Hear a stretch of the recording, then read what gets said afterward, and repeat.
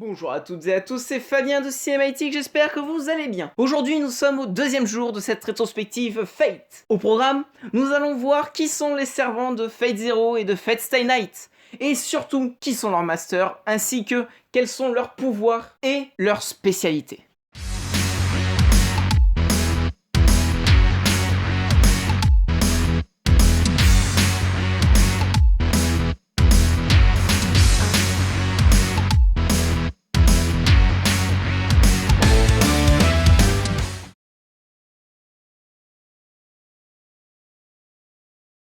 C'est-à-dire que nous aurons 7 servants, qui seront divisés par différentes classes. La classe Lancer, spécialisée dans les lances, comme son nom l'indique. La classe Caster, spécialisée dans tout ce qui est la magie. La classe Assassins, qui est spécialisée dans tout ce qui est camouflage, mais aussi dans tout ce qui est assassinat. Berserker, qui est spécifié pour sa force brute. La classe Rider, pour sa capacité à avoir une monture. La classe Archer, pour son tir longue distance. Et enfin, la classe Saber, qui est considérée comme étant la classe la plus puissante, pour ses techniques spéciales à l'épée. La particularité des servants de Fate est qu'il s'agit en fait d'esprits héroïques de différents héros des mythologies, mais aussi qui ont pu exister à travers le temps. Dans cette vidéo, je parlerai des esprits héroïques qui sont présentés dans Fate Stay Night, puis ensuite se présenter dans Fate Zero pour rester dans la même ligne directrice que celle que j'ai amenée dans ma dernière vidéo sur la chronologie des Fates. Enfin, l'histoire de ces personnages héroïques sera abordé, non pas dans une vidéo, mais dans un format un peu spécial que je suis en train de préparer en ce moment même, et qui arrivera normalement d'ici 2-3 semaines, le temps que tout se mette en place. Mais bien sûr, vous serez tenu informé. N'attendons pas plus longtemps, il est temps de rentrer dans le vif du sujet. Tout d'abord, nous allons commencer par la classe Rider lors de la saga des Fates. L'esprit héroïque qui est intégré à Rider est Méduse. Méduse est la référence à Médusa dans la mythologie grecque. Ensuite, ce qu'il faut savoir, c'est sa relation que Méduse a avec son master. Au final, on va découvrir que Méduse a 2 masters. Mais je ne vais en citer qu'un seul, car l'autre est un master assez spécial que nous découvrirons sur l'une des routes Fate Stay Night. Donc celui dont je vais parler est Matou Shinji. Ce qu'il faut savoir entre la relation entre Méduse et Shinji, c'est que en fait Shinji considère Méduse comme un objet. Et donc sa relation ne sera que de maître à servant. Vraiment, nous sommes sur une relation qui est cancer. On va pas se le cacher. Shinji sera violent avec elle, Shinji va même certaines fois la frapper, voire même, suivant des versions un peu moins conventionnelles, la violer. Le noble fantasme de ce Rider est de pouvoir appeler, en se perçant le cou, un Pégase. Le Pégase est une référence à sa mort qui a été causée par Persée, Persée étant l'une des seules personnes à avoir réussi à monter Pégase. En montant sur ce cheval ailé, la puissance de Rider est décuplée, lui permettant d'aller beaucoup plus vite et une puissance brute supplémentaire. Sa puissance brute est telle que, en l'espace d'un seul coup, elle est capable même de briser jusqu'à un immeuble entier. Le deuxième servant dont nous allons parler est Berserker, dans la version de Fate Stay Night, qui est aussi surnommé Hercule dans la version romaine. Hercule est, comme beaucoup de personnes savent, le fils de Zeus. Mais lors d'une folie, qui est représentée justement par son côté berserker, il massacre ses enfants et sa femme Mégara. Pour expier son crime, il a dû réaliser les 12 travaux que lui a confiés Eurysthée. Héraclès est le servant de Iasfil von Iceberg, qui est une petite fille. Sa relation avec elle est assez touchante, puisque justement nous sommes vraiment sur un rôle de protecteur, et même à certaines reprises on pourrait même penser qu'il pourrait avoir un sorte de rôle de père pour elle. Le noble fantasme qu'utilise Héraclès dans cette version s'appelle God Hand, lui permettant de pouvoir ressusciter jusqu'à 11 fois en récompense de ses 12 travaux qu'il a réussi à accomplir quand il était encore vivant. Le prochain servant qui va nous intéresser est Castor. Castor est l'incarnation de Médée. Médée était une ancienne princesse grecque qui, du fait de son infortune, a souvent été assimilée à une sorcière. Son master sera Kuzuki Suichiro, qui est un professeur qui enseigne dans l'école où le héros principal est. Leur relation est assez particulière puisque justement ils sont sur une logique de cohabitation. Ils se considèrent comme des amis et considèrent qu'ils peuvent vivre ensemble tout simplement. Ce qu'il faut savoir par contre, c'est que son noble fantasme est l'un des plus puissants de la saga des Fates. Son noble fantasme est Rule Breaker. Ce noble fantasme lui permet, en touchant une personne, de pouvoir prendre contrôle de son esprit et de pouvoir la manipuler comme bon lui semble, ce qui arrivera pour plusieurs servants. De plus, grâce à ce pouvoir, elle peut même réussir à devenir elle-même un master, ce qui sera le cas, et lui permettra d'amener dans cette guerre du Saint Graal son propre Assassin. Maintenant, si nous nous intéressons à Assassin, de la version de Fate Stay Night, nous découvrirons qu'il a deux particularités. La première est tout d'abord qu'il n'est pas le véritable Assassin de cette guerre et qu'il a été invoqué du coup par Caster, qui a décidé de l'invoquer lui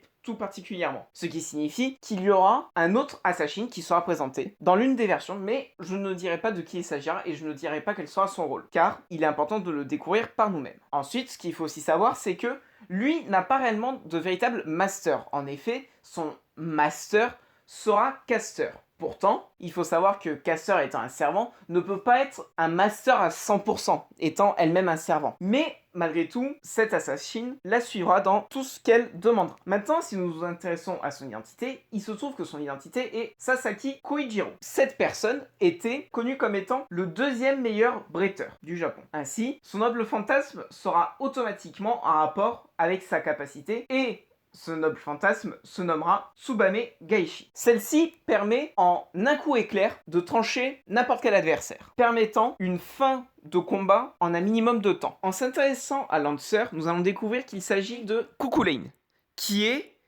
un héros de la mythologie celtique. Dans cette guerre, il se trouve que son maître est un personnage qui est très connu dans la série, mais que je ne vais pas divulguer du fait de son importance et du choc que sera la révélation de son maître. Mais maintenant, parlons plus de son noble fantasme. Il faut savoir que son noble fantasme est assez particulier puisque il n'en a pas dans cette version. En effet, nous découvrirons au fur et à mesure, ce qui n'est pas un spoil, qu'il s'agit du même personnage que dans la dernière guerre du Saint Graal qui a eu lieu, c'est-à-dire dans celle de Fate Zero. On découvrira aussi pourquoi justement, à cause de certains événements, il n'a plus son noble fantasme et ne peut plus l'utiliser. Maintenant, parlons de l'avant-dernier servant de cette guerre. Nous allons parler de la classe de Saber. Saber est la classe considérée comme étant la plus forte. La représentation héroïque de Saber est le roi Arthur. Le roi Arthur serait une figure emblématique du monde britannique pour avoir protégé le peuple britannique contre l'Empire germanique. De plus, le roi Arthur est connu pour être le seul à avoir réussi à sortir du rocher l'épée sacrée Excalibur. Enfin, dirigeant de Camelot et des chevaliers de la table ronde, son objectif, qui sera fixé jusqu'à la fin de ses jours, sera de retrouver le fameux Saint Graal. Et ainsi, les versions de Saber dans Fate Stay Night seront intéressées que par une seule chose, le Saint Graal. Le master de cette personne est Emiya Shiru. Emiya Shiru est le héros principal de la saga des Fate Stay Night. Mais il est aussi le fils de Emiya Kiritsugu, qui, lors de la saga de Fate Zero, était le maître de Saber, le master, mais surtout était le père adoptif d'Emiya Shiru. Ainsi, la relation entre Emiya Shiru et Saber sera assez particulière, puisque Saber aura connu le père adoptif de Shiru, mais surtout, elle aura une rancune envers Kiritsugu pour des événements qui se sont produits dans Fate Zero, mais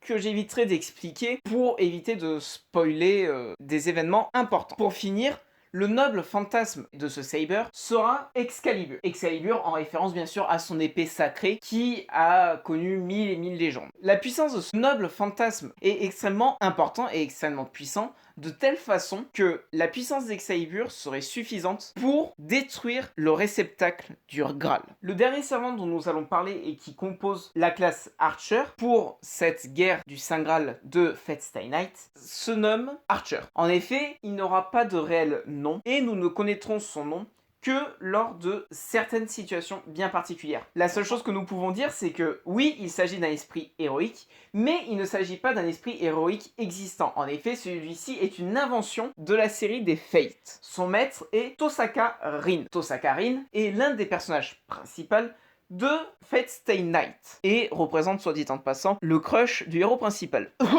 Concernant la relation qu'il a avec Rin, ce que nous découvrirons, c'est le lien qu'il a avec elle. La seule chose que nous savons et que je vous dirai, c'est que il a comme un rôle de protecteur, mais aussi de donneur de conseils pour Rin. Son noble fantasme lui-même est un événement qui est très important et que je ne compte malheureusement pas spoiler pour vous garder la surprise. La seule chose que je peux vous dire, c'est que son pouvoir se nomme Unlimited Bladeworks. Tiens, bizarrement comme le nom de la deuxième série des Fate. Maintenant que nous avons parlé des différents servants de Fate Stay Night, il est très important de pouvoir savoir quels sont les servants de Fate Zero. En effet, ces servants étaient tout aussi puissants qu'eux et tout aussi intéressants et très impressionnants. Nous allons tout d'abord commencer par le servant Berserker de Fate Zero. Sa véritable identité est Lancelot, qui est le premier chevalier de la table ronde. Son master à Lancelot est Matu Kiriya. Sa relation avec lui n'est pas connue du fait que Kiriya et lui-même sont souvent séparés. Même si bien sûr il y a cette logique de on ne peut pas être séparés d'une distance particulière, malgré tout nous ne verrons jamais la relation que Kiriya et lui auront. Son noble fantasme à lui se nomme Knight of Honor. Ce noble fantasme est extrêmement utilisé par lui. Sa puissance provient du fait que tout objet qu'il touchera se transformera comme une arme qu'il pourra manipuler comme bon lui semblera. Le deuxième servant que je vais représenter est Assassin. L'esprit héroïque de ce dernier est Hassan ibn al-Sabah. Merci pour la qualité de la traduction. Désolé si j'écorche le nom. Il se trouve que cette personne était en réalité appelée Hassan au sans visage, car il pouvait interpréter n'importe qui. Sa particularité est que sans utiliser de nobles fantasmes, il peut utiliser ses différentes personnalités comme des personnes réelles. En effet, il a 19 personnalités différentes, donc au lieu d'en affronter un seul, il faudra en affronter 19. Son noble fantasme ne sera pas révélé dans cette version-là, mais le sera dans une autre version qui a été adaptée en animé, mais je ne compte pas le révéler pour vous laisser la surprise. Enfin, il se trouve que ce servant est le servant de Kotomine Kire. Leur lien n'est pas réellement défini puisque Kotomine Kire le considère uniquement comme un simple vassal qui ne servira que à lui récolter des informations et à analyser les capacités de ses adversaires. Le saber de cette version est le même saber que dans Fate Stay Night. Ainsi, nous ne reviendrons pas sur son histoire, même si découvrirons pourquoi ce dernier a une rancœur envers Kiritsugu. Ah, Lancer. Je pense que c'est vraiment la classe qui se fait le plus maltraiter. Je pense que c'est la classe maudite, je pense que c'est la classe que personne ne veut avoir. Franchement, il y a même un animé complet sur la mort de Lancer, ce qui est quand même exceptionnel. Mais revenons-en un peu plus au fait, il faut savoir que ce Lancer et comme dans la version de Fate Stay Night, je ne compte pas revenir sur qui il est puisque nous sommes sur le même personnage, mais dans cette version-ci, il a un noble fantasme qui s'appelle Gae Breed et qui réduit à 0 la capacité d'utiliser la magie. Mais à cause d'événements qui vont se produire avec son maître actuel qui est Kaines El Meloy Archibald et sa femme Solawi Noadare Sofiari. C'est quoi ces noms à rallonge franchement? À cause de sa relation qu'il aura avec eux, son noble fantasme va disparaître. Je ne vous dirai pas pourquoi, mais il va se passer quelque chose. Le casseur de Fate Zero est l'un des personnages français les plus fous et en même temps les plus sadiques et les plus immoraux de l'histoire de France. Il s'agit de Gilles de Rais. Bon, je ne compte pas aller sur son histoire parce qu'elle est extrêmement macabre. C'est un violeur, un tueur d'enfants à souhait. Il a violé et tué aussi d'innombrables femmes et a fini brûlé sur un bûcher. Ce qui caractérise le plus ce personnage, c'est sa folie. Et justement, il se trouve que cette folie va tout à fait avec son maître, Uryu Ryonosuke, qui est lui-même un tueur en série. La relation qu'il aura avec son maître sera une sorte de relation entre maître et élève, c'est-à-dire que Caster sera le maître et Ryonosuke sera l'élève. Le noble fantasme de Gilles de Rais est Prelatis Spellbook. Il s'agit d'un livre qui regroupe énormément de magie noire. Ainsi, il utilisera ce livre pour invoquer des monstres pouvant détruire le monde. L'avant-dernier servant que je vais présenter dans cette version est Ryder. L'esprit héroïque de Ryder est Ishkandar, ou aussi surnommé le roi conquérant. Dans la version occidentale, il s'agit du roi grec de Macédonie qui se nomme Alexandre le Grand. Pour moi, ce servant est le servant le mieux traité. Pour moi, ce servant est le servant qui m'a donné le plus d'émotion. Que ce soit lors de ses scènes, que ce soit lors de ses combats, que ce soit lors même des situations du quotidien, c'est le servant qui a été le mieux traité sur toute la saga des Fate originelles, que ce soit sur Fate Stay Night, Unlimited Blade Works, Avenged ou encore sur Fate Zero. La relation qu'il a avec son master, Waver Velvet, est une situation de vassal face à son roi. C'est-à-dire que Waver Velvet considère Ryder comme son roi. Il l'adule. Et cette relation est encore plus vraie sur les derniers épisodes de Fate, avec une scène iconique que je ne compte pas spoiler, mais qui a donné les plus grandes émotions et qui a montré ce qu'était un véritable dévouement. Son noble fantasme est l'Onyoi et Tairoi. Il s'agit en fait de la création d'un propre univers lui-même. Il s'agit de la création de l'endroit où il a livré ses plus grands combats quand il était encore en vie. Étant le roi des conquérants, il a une armée complète avec lui. C'est comme si on avait invoqué pas un seul servant, mais une armée de servants. Et quelle puissance! Il a réussi à combattre, rien qu'avec sa technique, un nombre incalculable de servants et à tenir tête à l'un des plus grands servants que la saga Fate ait connu. Enfin, le dernier servant à présenter est le seul et unique archer de la guerre du Saint Graal de Fate Zero. J'ai nommé Gilgamesh, surnommé le roi des héros. Ce qu'il faut savoir sur Gilgamesh, c'est que il était roi d'une cité qui s'appelle la cité d'Uruk, en Mésopotamie antique, c'est-à-dire qu'il a régné des années avant Jésus-Christ. Il faut savoir que ce personnage qui était considéré à l'époque comme étant mi-dieu, mi-humain, aurait apparemment existé et aurait été l'un des plus grands tyrans de son époque. Son fameux titre de roi des héros n'est pas censé dire qu'il est forcément le plus fort de tous les héros, non, c'est car il s'agit de la toute première personne à avoir été considérée comme étant un héros. Ainsi, étant la toute première personne, il est considéré comme étant leur roi. Son noble fantasme s'inspire justement de ce qui faisait sa personnalité. Il s'agissait d'une personne qui était tyrannique, mais surtout qui était imbu de lui-même et qui se pensait supérieur à tout le monde. En tant que tel, il a fait énormément de conquêtes et a reçu énormément de dons de la part de ses serviteurs, comme il les appelle. Et il se trouve que la plupart de ces dons, ainsi que ce qui ramenait de ses conquêtes, était ce qu'il nommait sa salle au trésor, qui était souvent composée soit d'or, soit d'armes. Son noble fantasme s'appelle Ged of Babylon. Le but de ce noble fantasme est très simple. Il arrive tout simplement, rien qu'en y pensant, à sortir toutes les armes qu'il a obtenues au fur et à mesure de sa longue vie, lui permettant de détruire tout ce qu'il veut. Il peut tuer n'importe qui, il peut même réduire cette ville en cendres. Voilà, telle est la puissance de Gilgamesh. Gilgamesh est considéré comme